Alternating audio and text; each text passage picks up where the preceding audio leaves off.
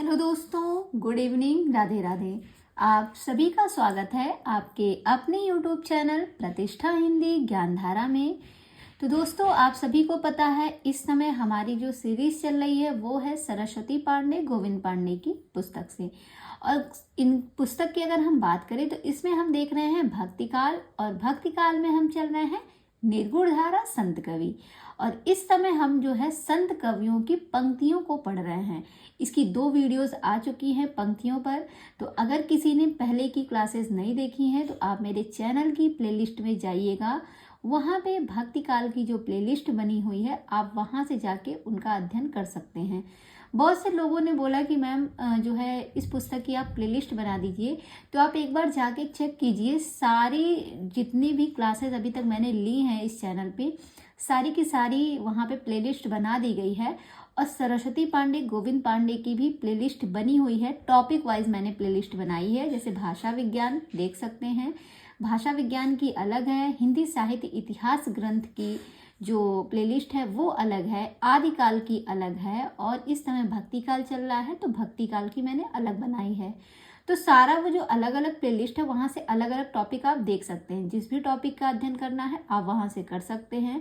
बाकी संस्कृत की क्लास मैंने ली है। काव्यशास्त्र को भी मैंने पढ़ाया है। तो कोई अगर काव्यशास्त्र का अध्ययन करना चाहता है तो जो पुनीत राय की पुस्तक आती है वहाँ से मैंने काव्यशास्त्र का संपूर्ण अध्ययन कराया है। चाहे वो भारतीय काव्यशास्त्र हो चाहे वो पाश्चात्य काव्यशास्त्र हो, आप वहाँ से जाके उसका अध्ययन कर सकते हैं। सारी की सारी प्लेलिस्ट बनी हुई है तो आपको ज़्यादा मेहनत करने की ज़रूरत नहीं पड़ेगी। बस प्लेलिस्ट में जाइएगा, जो भी टॉपिक पढ़ना है आप वहाँ से पढ़ सकते हैं। और आज हम बात करेंगे संत कवियों में गुरु नानक देव की। गुरु नानक देव की पंक्तियों को देखेंगे। तो चलिए क्लास की शुरुआत करते हैं। बने रहिएगा शुरू से अंत तक ताकि आपको हर एक पॉइंट अच्छे से जो है समझ में आए और आपको सारे टॉपिक यहीं पे आपके क्लियर होते चले। तो देखिएगा, गुरु नानक देव की अगर हम बात करें तो इनके द्वारा एक पंक्ति दी गई है। इस दम दा मैंने कीबे भरोसा, आया न आया न आया, यह संसार रैनदा सुपना, कहीं देखा कहीं ना ही दिखाया। ये वाली जो पंक्ति है ये गुरु नानक देव के द्वारा कही गई है।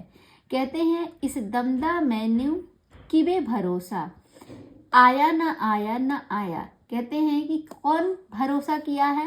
कहते हैं इस दमदा मैंने किबो भरोसा। ऐसा पढ़ने में लग रहा है ना कि किसी व्यक्ति पर भरोसा किया गया है और वो व्यक्ति भरोसा करने के बाद भी नहीं आया। तो ये बात कौन कहता है? ये नाना कहते हैं। गुरु नानक को हमेशा जब इनकी पंक्तियों को आप कनेक्ट कीजिए तो यहाँ से नाना शब्द को लीजिए। नाना से आप कनेक्ट कर लेंगे नानक, यानी कि गुरु नानक देव। तो कहते हैं कि जो नाना जी हैं उन्होंने भरोसा कर लिया था इस दमदा मैनू कीवे भरोसा। तो ऐसा लगता है कि इस दमदा मैनू मतलब कि इतने एज में, अब नाना है तो एज अधिक होगी, तो इस एज में भी मैंने इस व्यक्ति पर भरोसा कर लिया, इस पर भरोसा किया, लेकिन वो आया न आया न आया, वो नहीं आया। तो ऐसे जब पढ़ेंगे ना तो ये हमेशा ये दिमाग में बनी रहेगी कि अच्छा ये वाली पंक्ति मैंने पढ़ी तो मैंने किससे कनेक्ट किया था? नाना से। और जैसे ही आपको ऑप्शन दिखेगा तुरंत आप इसको सही टिक करके आएंगे और ये पंक्ति हो जाएगी गुरु नानक देव की। अच्छे से ध्यान रखिएगा, चीज़ों को याद करिए तो किसी न किसी चीज़ से जोड़ के कनेक्ट करिए ताकि आपको वो परीक्षा में भी याद रहे। दूसरी पंक्ति है, जो नर दुख में दुख नहीं माने, सुख स्नेह अरु भय नहीं जाके, कंचन माटी जाने। ये वाली पंक्ति किसकी है? तो ये भी गुरु नानक देव की यानी कि नाना की है। कहते हैं जो नर दुख में दुख नहीं माने, तो वो कौन से नर हैं? नाना। जो हमारे नाना हैं वो भाई दुख में दुख नहीं मानते हैं। अगर कोई दुख की घड़ी आ गई है तो वो उसमें बहुत ज़्यादा दुखी नहीं होते। क्यों?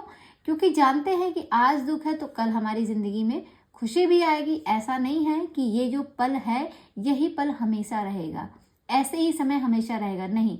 अगर हमारी ज़िंदगी में खुशी आई है तो हमें ज़्यादा खुश होने की ज़रूरत नहीं होती, क्योंकि अगले ही पल हम दुखी भी हो जाते हैं। क्यों? क्योंकि ज़िंदगी में दुख भी बहुत आते हैं। और जब दुख है तो आप ये भी मत घबराइए कि ये पल आपकी ज़िंदगी में हमेशा रहेगा, नहीं।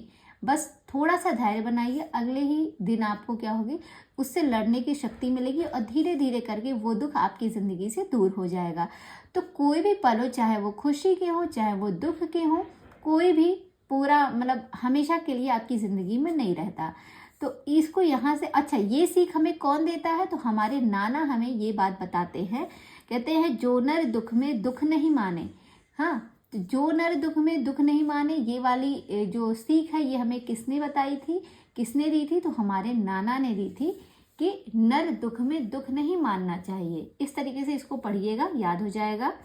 अगली पंक्ति है, आवे जाड़े आपे देई आखई सिभी केई कई, जिसनो बख्शे सिफती सालाह नानक पाती साही पाती साहू।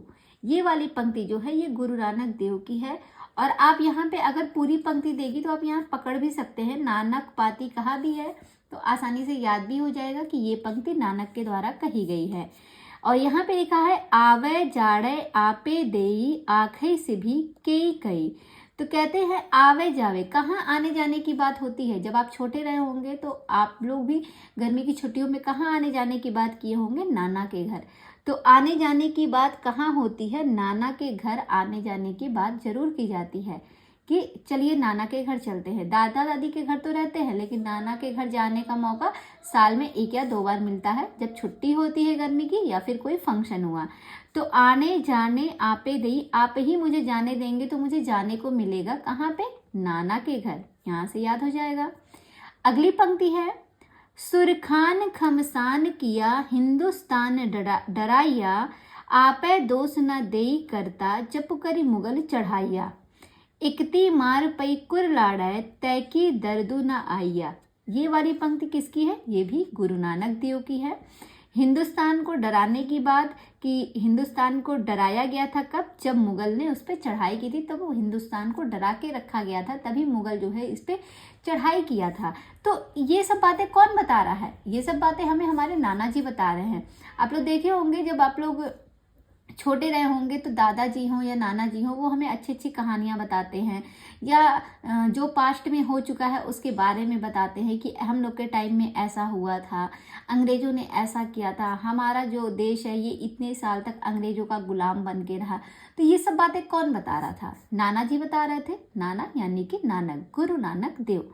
तो हिंदुस्तान डराइया मुगल चढ़ाइया, ये दोनों शब्द को पकड़िएगा, आप अच्छे से याद कर सकते हैं कि जब मुगल ने हिंदुस्तान पे चढ़ाई की थी तो हिंदुस्तान डर गया था।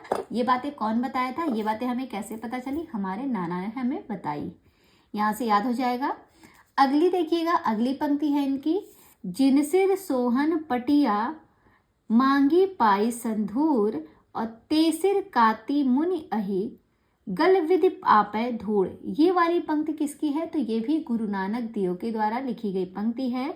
जिनसिर सोहन पटिया मांगी पाई संधूर, यहाँ पे सिर सोहन शब्द को पकड़िएगा, जिनसर सोहन पटिया, ठीक है, सिर सोहन। आप जानते हैं जो पंजाबी लोग होते हैं वो सिर पे अपनी पगड़ी बांधते हैं, और वो पगड़ी जो होती है वो बहुत ही मतलब सुहानी लगती है, सहती है उन पर सहती है, यानी कि बहुत अच्छी लगती है। इस तरीके से आप इसको समझिएगा। तो जिनसिर सोहन पटिया, पट्टे वाली जो कपड़े की मतलब जो होती है वो पगड़ी जो बनाई जाती है, वो पतली पतली पट्टियाँ करके उसको बनाया जाता है ना। जो लोग पगड़ी बांधते हैं आपने देखा होगा, ऐसा लगता है कि उस पर कई पट्टियाँ बनाई गई हैं, पर वो कपड़े से बनाई जाती है। तो ये पंजाबी लोग मतलब वो पगड़ी बांधते हैं और उनके सिर पे बहुत सहता भी है। तो आप जानते हैं, इससे आप कनेक्ट कर लेंगे, पंजाबी की बात हो रही है तो पंजाबी में कौन, गुरु नानक देव।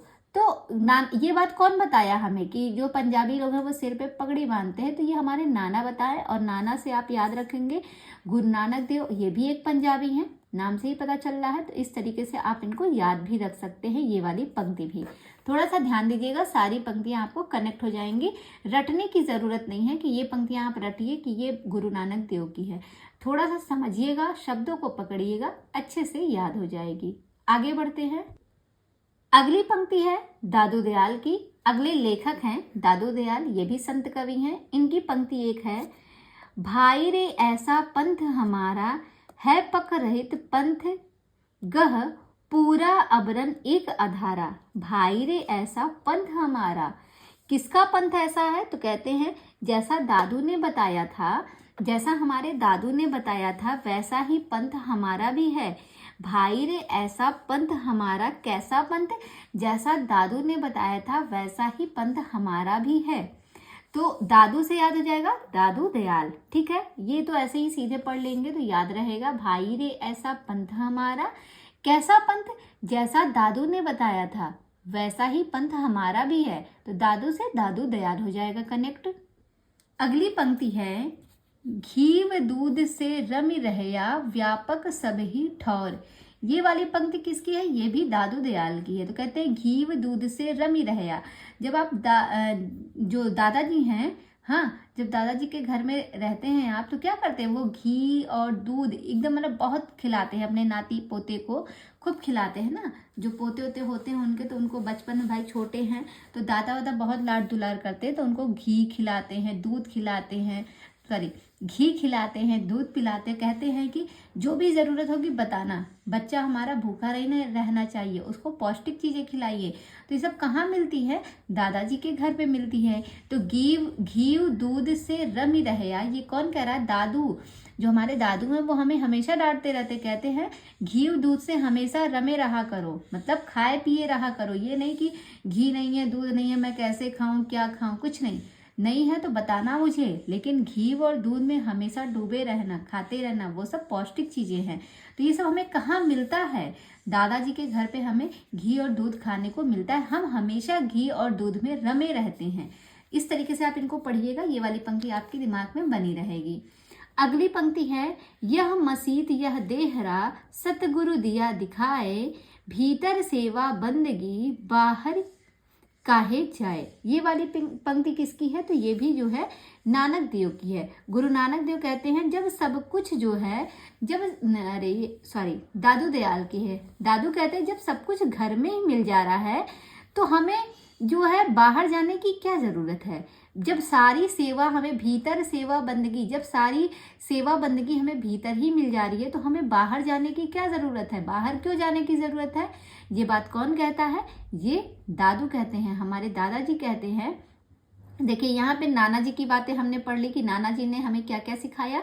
अब हम दादाजी की पढ़ रहे हैं। तो दादाजी ने कहा कि घी दूध से रमे रहना चाहिए, और दादाजी कहते हैं कि अगर हमें भीतर ही, अंदर ही सारी सेवा और बंदगी मिल जा रही है तो फिर हमें बाहर जाने की क्या ज़रूरत है। भाई दादाजी के घर में रहता है, बहुओं पे ज़्यादा जो है प्रतिबंध लगाया जाता है कि क्या ज़रूरत है बाहर जाने की। तो थोड़ा सा उस वे में अगर कनेक्ट करेंगे तो आपको अच्छे से याद रहेगा कि ससुराल में ये सारे बाउंडेशन लगते हैं कि जब भीतर, मतलब भीतर सेवा बंदगी, जब घर के अंदर ही सारी सेवा बंदगी हो रही है तो बाहर जाने की फिर क्या ज़रूरत है। जब सब कुछ मिल ही जा रहा है तो क्यों बाहर जाओगी।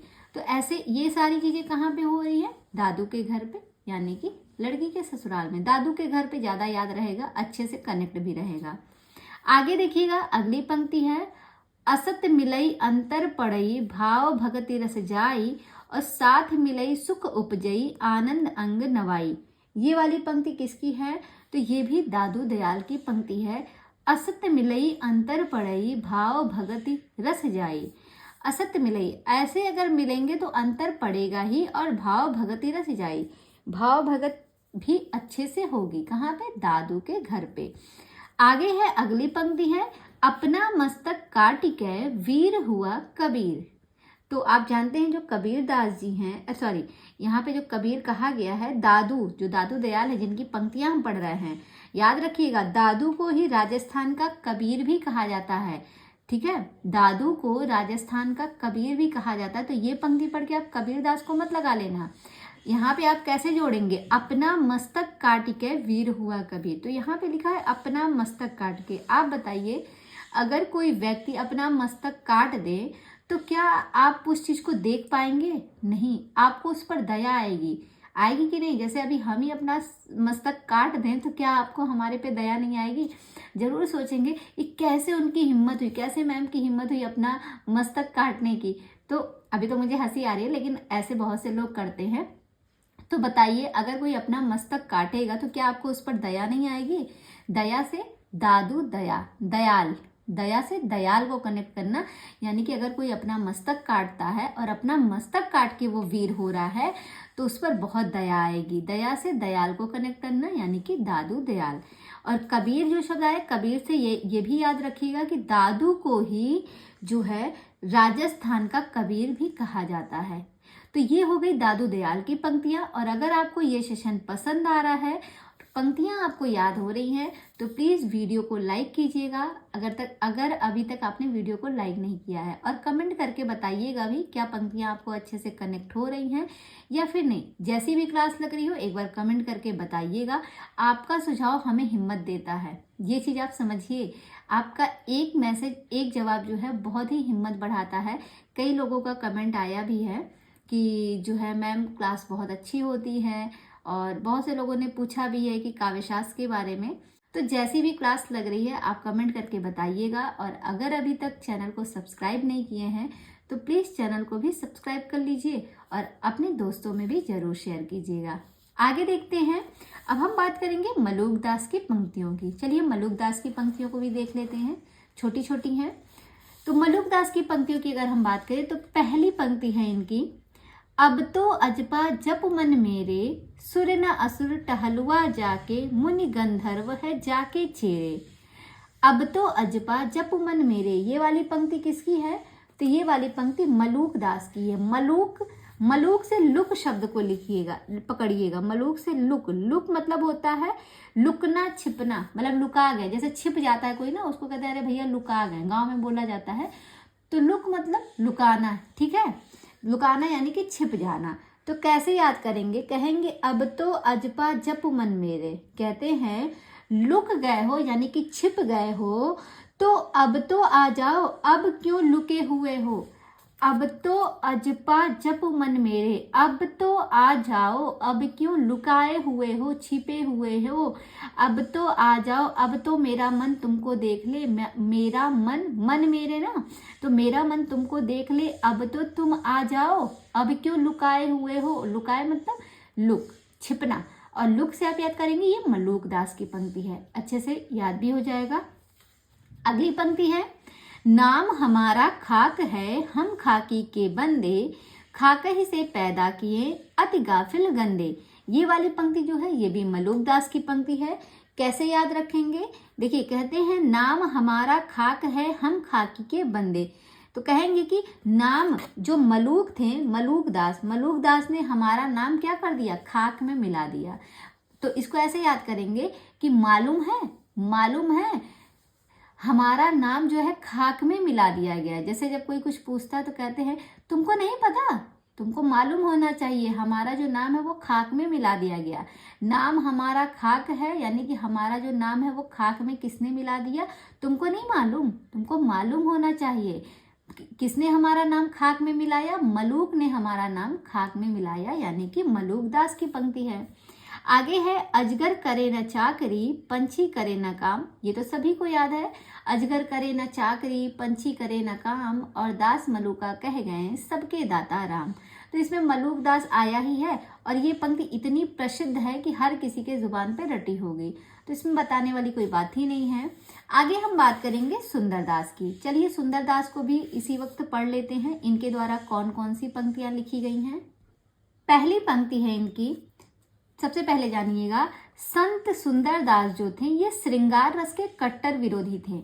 इसके पहले भी मैंने बताया था, जहाँ पे सुंदरदास की बात हुई थी वहाँ पे मैंने आप लोगों को बताया था कि जो सुंदरदास जी हैं वो इतने सुंदर थे कि अगर इनके सामने कोई श्रृंगार करके आता था ना, भाई अगर आप श्रृंगार करेंगे तो आप भी अच्छे दिखेंगे। मेकअप इंसान करेगा, कोई लड़की नॉर्मल है और थोड़ा सा मेकअप कर लेती है तो वो अच्छी दिखने लगती है, तो वैसे ही अगर कोई श्रृंगार करके जाएगा तो वो भी अच्छा दिखेगा।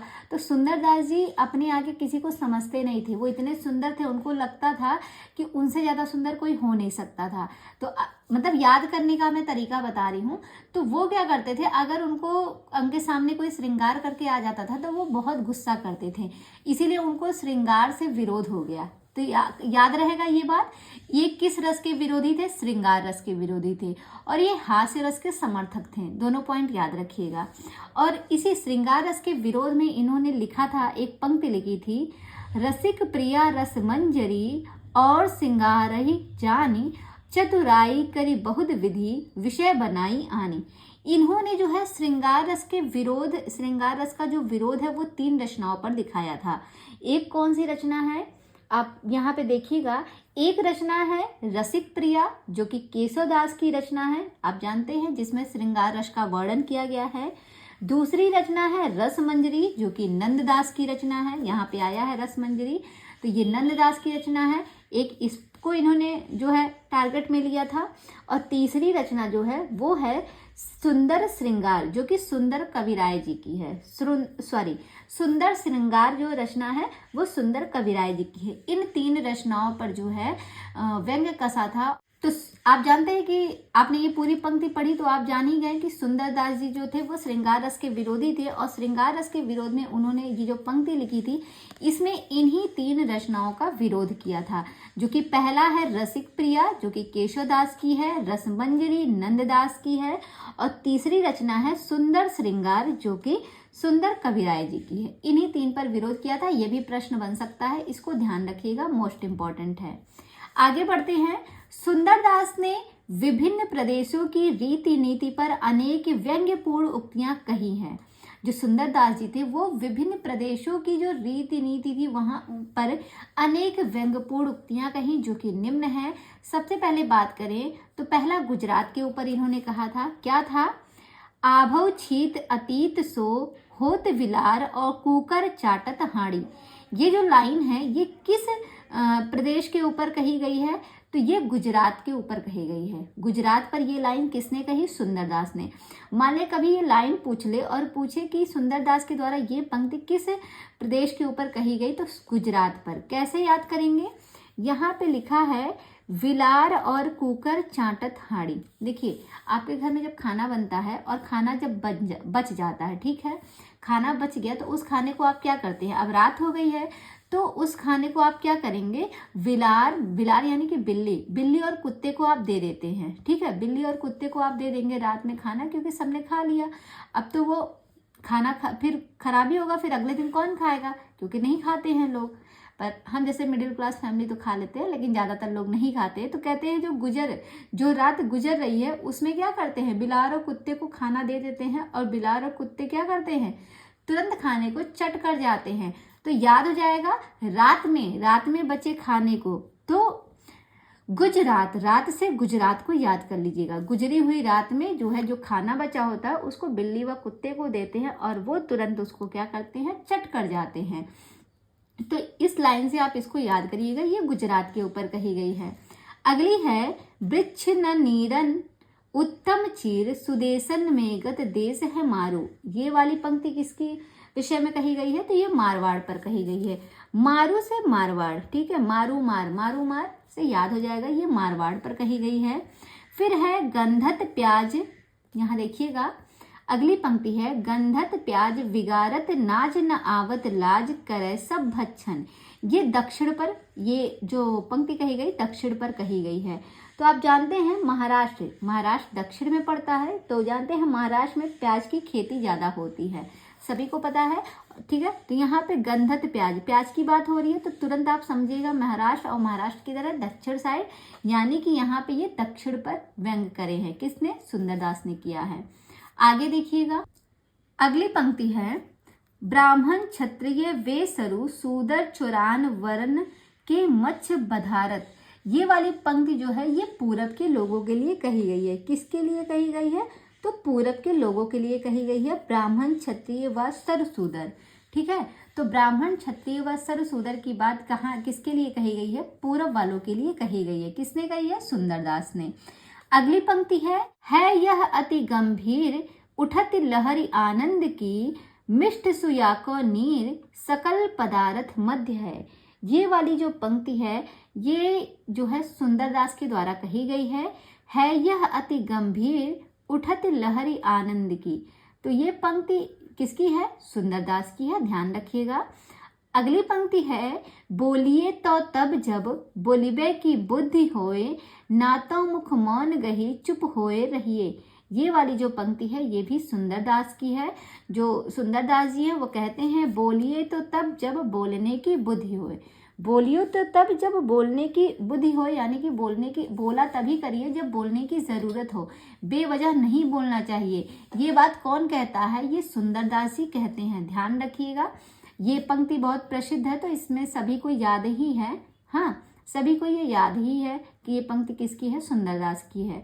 बाकी अगली जो पंक्ति है, पति हिसु प्रेम होए पति हिसु नेम होए पति हिसु छेम होए पति ही सूरत है। बताइए यहाँ पति के बारे में कितनी अच्छी बातें कर दी सुंदरदास जी। खुद तो श्रृंगार रस के घोर विरोधी हैं और इन्होंने पति की खूब बड़ाई कर दी। किसने? सुंदरदास जी ने। मतलब लगता है इनको लड़कियों से चिढ़ है, क्योंकि श्रृंगार तो लड़कियां ही करती हैं और यहाँ पे पति की कितनी बड़ाई कर दी है। अब जो यहाँ पे शादीशुदा है सभी लोग अपने पति को ये वाली पंक्ति जरूर सुनाइएगा।